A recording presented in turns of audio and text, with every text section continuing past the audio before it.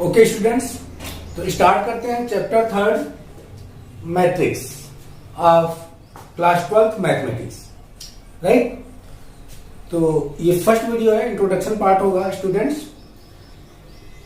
तो सबसे पहले बात आती है कि जो चैप्टर 3 मैट्रिक्स है क्या, इसे पढ़ने की जरूरत क्यों है।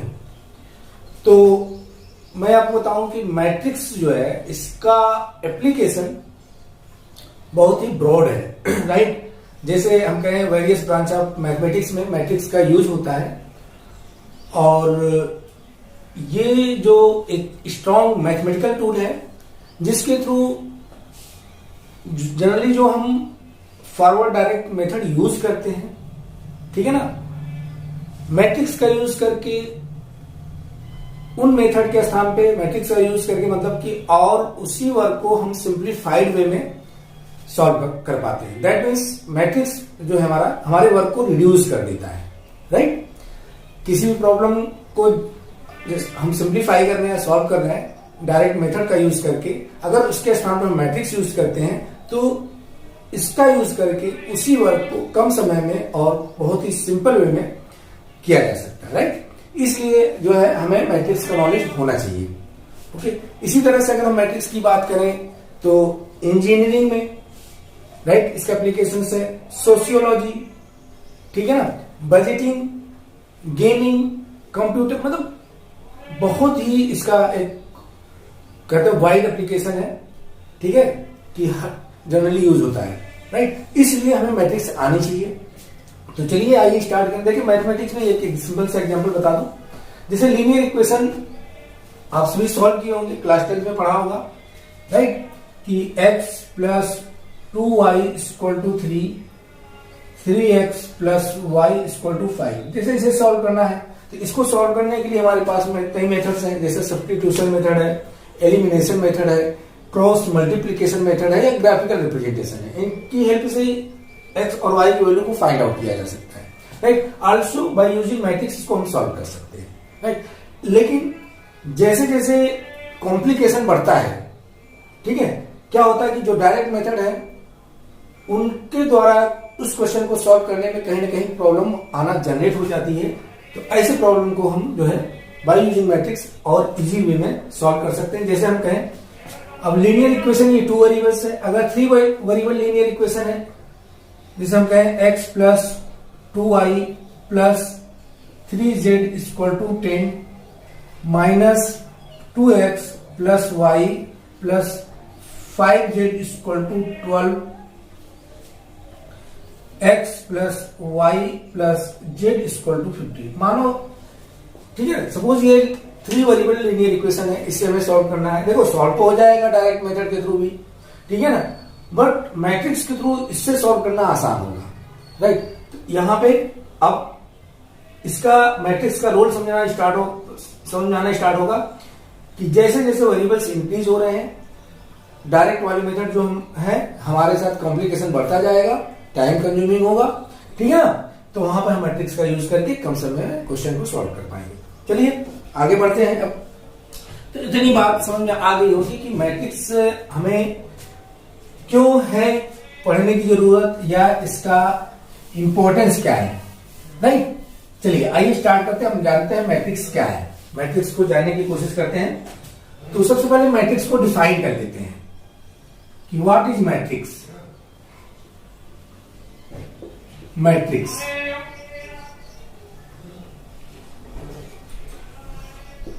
ओके, तो matrix is N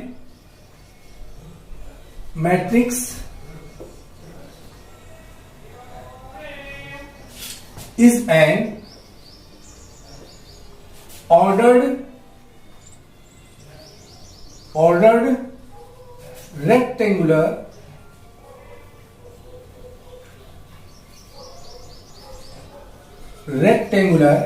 array of numbers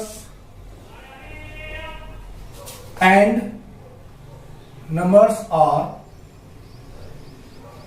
functions।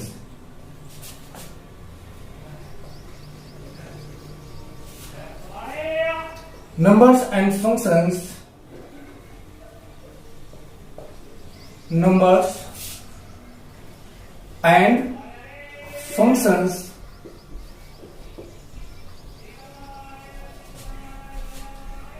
are said to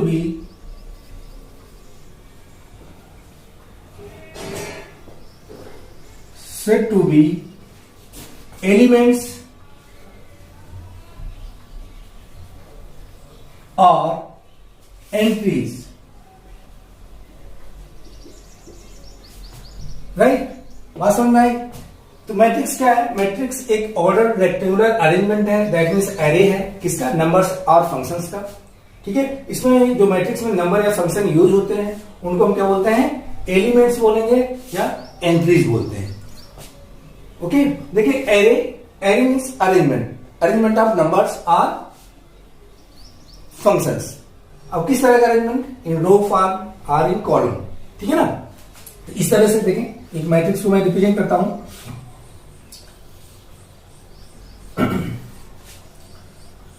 1 3 7 -6 4 2, right? एक मैट्रिक्स, सिंपल सा मैट्रिक्स हमने रिप्रेजेंट किया।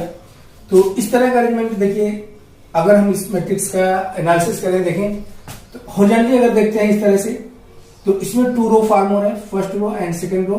ये आपका रो 1 है, रो 1, और ये क्या है? रो 2। ठीक है, फर्स्ट रो में 1 3 7 आ रहा है और सेकेंड रो में -6 4 और 2 आ रहा है। इसी तरह से इसको वर्टिकली वॉच करें, हम वर्टिकली देखें। ठीक है, तो आप देखिए first column, second column, third column, 3 column बन रहे हैं वर्टिकली, मतलब ठीक है ना? समझ में आ गया? रो में 2 रो फॉर्म हो रहे हैं और वर्टिकली 3 कॉलम फॉर्म हो रहे हैं। तो इस तरह से सिस्टमैटिक वे में अरेंज है, राइट? ये आपका कॉलम है, कॉलम को हम बोल देते हैं C1 C2 C3। Okay students, बात समझ में आया? इस तरह का जो रिप्रेजेंटेशन होता है इसी को बोलते हैं क्या? मैट्रिक्स। ये आपका स्क्वायर ब्रैकेट है, ये क्या है? Square bracket, square bracket. Okay, इसको स्क्वायर ब्रैकेट बोलते हैं इस तरह से। देखिए कहीं ना कहीं आपको ये भी मिल जाएगा, इस तरह का ब्रैकेट यूज होता है। ठीक है, ये भी ब्रैकेट मैट्रिक्स के लिए यूज होता है, लेकिन बहुत ही कम मिलेगा। ठीक है ना? लेकिन कहीं आपको मिल सकता है, राइट? तो पता होना चाहिए इस तरह का, ये ओपन ब्रैकेट इसको बोलते हैं, राइट? तो इसके अंदर भी एलिमेंट इस तरह से अरेंज कर दिए जाए, ये भी आपको मैट्रिक्स कहलाता है। क्लियर? तो हम लोग केवल स्क्वायर मैट्रिक्स यूज करेंगे, इसका यूज नहीं करेंगे। ठीक है, क्लास 12 मैथमेटिक्स में यही इसी ब्रैकेट का यूज हुआ है। अब देखिए, और इसके अंदर जो नंबर राइट किए 1 3 7 -6 4 2, ये क्या कहलाते हैं? एलिमेंट्स। इनको क्या बोलेंगे? इस नंबर को एलिमेंट्स,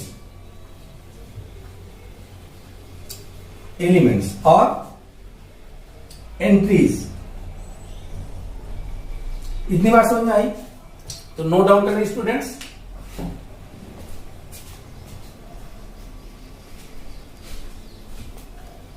ओके, तो इसमें हमने देखा कि मैट्रिक्स का डिफिनेशन क्या होता है। एक्चुअल में मैट्रिक्स क्या है? तो मैट्रिक्स ऑर्डर्ड रेक्टेंगुलर एरे है, नंबर्स और फंक्शंस का। अच्छा, नंबर्स फंक्शन भी हो सकते हैं इस तरह से मैट्रिक्स में। दूसरा मैट्रिक्स बना लेता हूं, जैसे 1x 1 + x² sin x 5 tan x, right?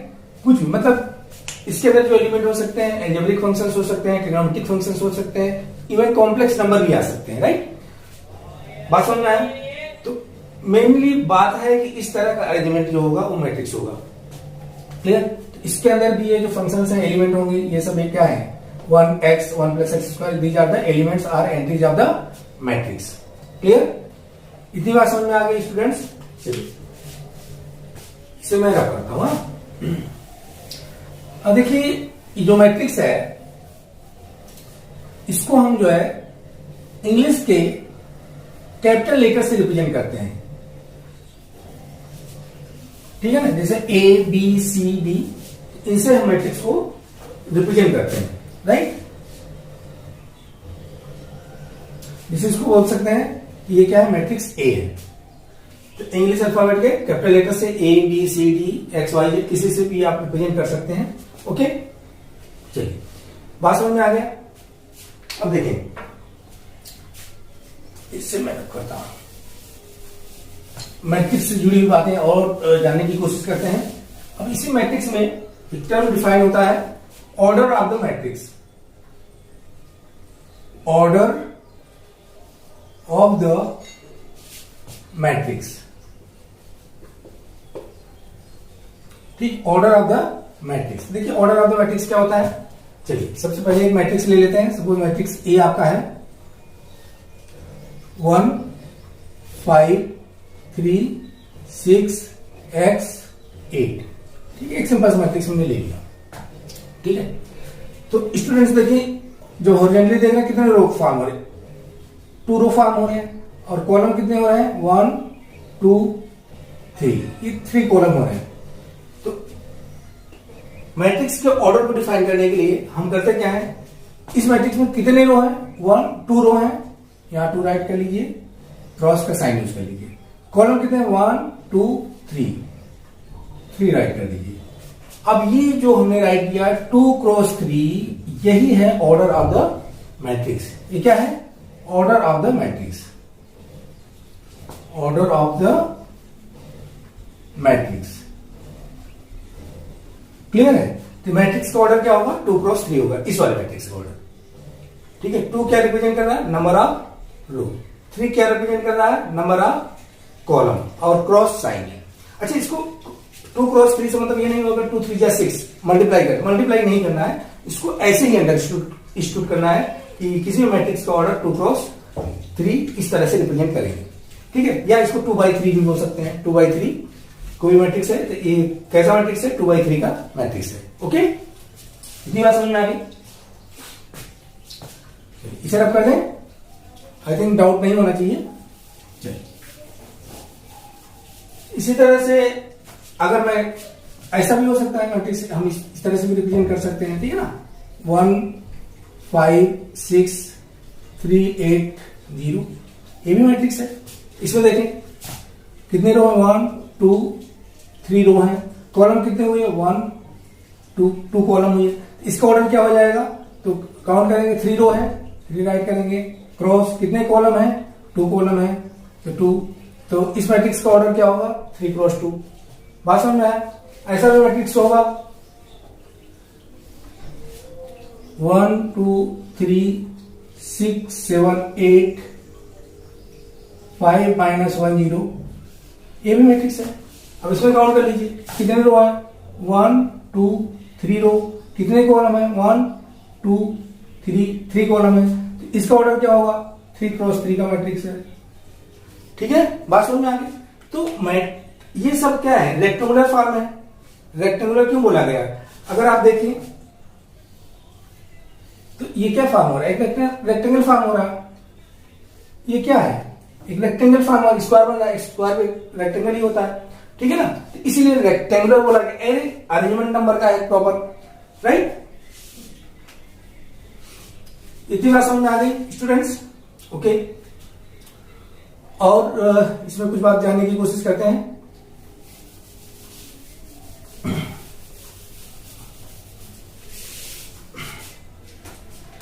देखें, जैसे आपका मैट्रिक्स है ना, 2 3 5 6 7 8, ठीक है, ये आपका 2 क्रॉस 3 का मैट्रिक्स हो गया। इतनी बात समझ में आ गई। अब इसमें देखिए ऑर्डर रेक्टेंगुलर एरे बोला गया है। ऑर्डर मतलब कि इसमें जो नंबर राइट किए गए हैं इस मैट्रिक्स में, इनका एक पर्टिकुलर ऑर्डर है। अगर इनके ऑर्डर को हम चेंज कर देंगे, जो इसके अंदर एलिमेंट है, अगर इनके ऑर्डर को हम चेंज कर देंगे तो matrix will be change. That means अगर हम इसको इस तरह से राइट कर दें 3 2 5 6 7 8, हमने क्या किया कि एक नंबर को चेंज कर दिया। तो अब ये मैट्रिक्स ए नहीं रहेगा, दूसरा मैट्रिक्स मिल जाएगा आपको, बी मैट्रिक्स मिल जाएगा। बात समझ में आई। ऑर्डर चेंज नहीं हो रहा, ऑर्डर वही है, order of the matrix, but matrix change हो जाएगी। ओके स्टूडेंट्स, बात समझ में आया। इसलिए इसमें जो भी नंबर है एक पर्टिकुलर ऑर्डर में अरेंज हैं। चलिए, इतनी बातें स्टूडेंट्स क्लियर हो गई। ओके, चलिए अब जनरल मैट्रिक्स हम देखते हैं। ठीक है, जनरल मैट्रिक्स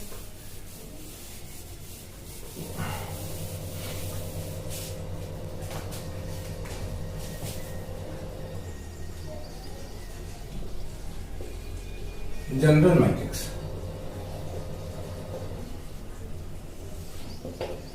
ठीक है।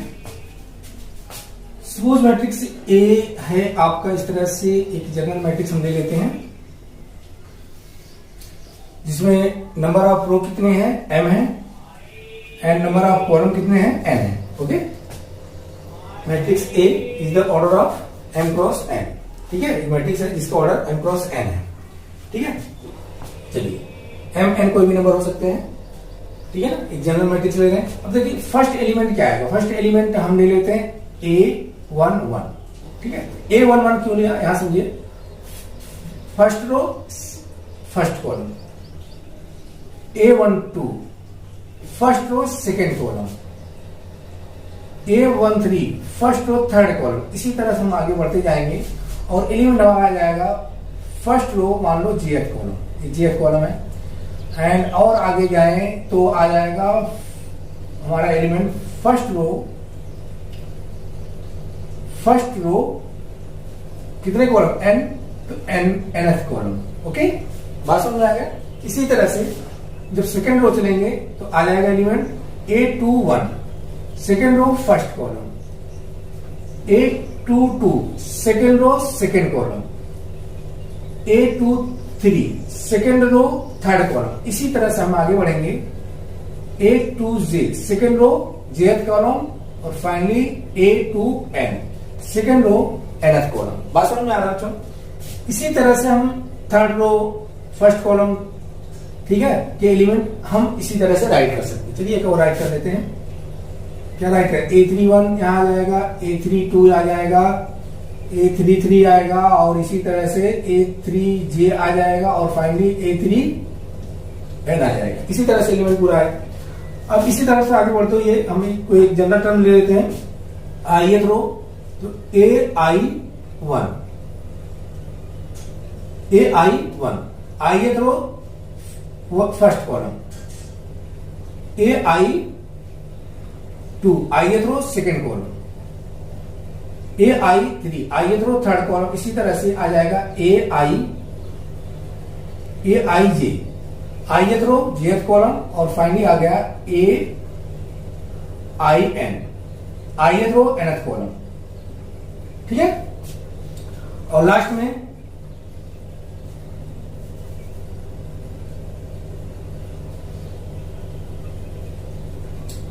ठीक है, लास्ट में हम आगे इसी तरह से चलते जाएंगे। कितने रो हैं, m रो हैं, तो आपका mth रो आ जाएगा am1 mth row first column का element, am2 first mth row second column का एलिमेंट है। इसी तरह से हम राइट करेंगे am3, और यहां आ जाएगा amj, फाइनली आ जाएगा amn। ओके, क्या आ गया, amn। ओके बच्चों, तो ये इस तरह से एक हमने जनरलाइज कर दिया मैट्रिक्स को, m क्रॉस n मैट्रिक्स का। अब देखो इसको और हम कॉम्पैक्ट साइज में राइट कर सकते हैं इस तरह से, मैट्रिक्स A इक्वल टू, अब देखिए यहां पर aij जो है, ये वाला टर्म जो है, ये आपको जो दिख रहा है aij, हम इसको राइट कर लें इस तरह से, matrix A equal to aij matrix m cross n, okay, where I and j is defined as 1 less than equal than I, less than equal than m, and 1 less than equal than j, less than equal than n, right? तो ये जो representation है students, this is the general representation of A matrix. ठीक है, compact size में देख लिया आपने। तो यहाँ पे aij क्या है, ith रो jth कॉलम का एलिमेंट है, और इसके अंदर सिंगल एलिमेंट हमने जनरल एलिमेंट राइट कर दिया, और यहाँ m क्रॉस n ऑर्डर को रिप्रेजेंट कर रहा है। अब यहाँ i और j की वैल्यू वेरी कर रही, i की वैल्यू 1 से m और j की वैल्यू 1 से n, तो अलग अलग वैल्यू लेकर के हम जो है इसको एक्सपेंड कर सकते हैं, इस तरह से बना सकते हैं। क्लियर है? चेक कर लेते हैं इनको। तो अगर आई की वैल्यू 1 है, जे की वैल्यू 1 है, A11 आएगा, ये आ जाएगा ना, A11। आई की वैल्यू 1 है, जे की वैल्यू 2 है, तो A12 आएगा। आई की वैल्यू 1 है, जे की वैल्यू 3 है, तो A13 आएगा। इसी तरह से कोई भी एलिमेंट, हम सभी एलिमेंट रिप्रेजेंट करके मैट्रिक्स ये, इससे ये या इससे ये बना सकते हैं। क्लियर है? इतनी बात समझ में आ गई? ओके स्टूडेंट्स, चलिए अब इसमें देखिए एक बात और जानने की कोशिश करते हैं। इसमें number of element in the matrix, number of element in the matrix. ठीक है, तो number of element in the matrix कैसे पता करेंगे बताएं। देखो एक तो तरीका है कि काउंट कर लिया जाए। यहां देखिए एक मैट्रिक्स ले लेते हैं, general matrix B equal to 1 2 3 4 5 6 7 ले लेते हैं। ठीक है ना, ये मैट्रिक्स है, इसमें कितने एलिमेंट है काउंट कर लीजिए। 1 2 3 4 5 6 एलिमेंट है। ठीक है, तो बताएंगे कि इस मैट्रिक्स में कितने एलिमेंट है, 6 एलिमेंट है। इसको हम अब जैसे जैसे मैट्रिक्स बड़ा होता जाएगा, क्या हम काउंट करेंगे? नहीं, हम डायरेक्ट फाइंड आउट कर सकते हैं। सबसे पहले देखते हैं कि इसका ऑर्डर क्या है। तो 2 रो है और 3 कॉलम्स है, तो ऑर्डर 2 क्रॉस 3 हो गया। क्लियर? तो इसमें अगर हम इनको रियल में मल्टीप्लाई कर दें, 2 3 जा 6, तो 6 आ रहा है, और काउंट करने पर 6 आ रहा है। दैट मीन्स क्या होगा कि अगर नंबर ऑफ रो और नंबर ऑफ कॉलम को हम मल्टीप्लाई कर दें तो हमें total element in the matrix मिल जाता है। तो number of element in the matrix क्या होगा? Number of row multiply number of column. Okay, अगर m क्रॉस n मैट्रिक्स का है तो नंबर ऑफ एलिमेंट कितना हो जाएगा? m इंटू n हो जाएगा। तो इस तरह से लिखते हैं नंबर ऑफ एलिमेंट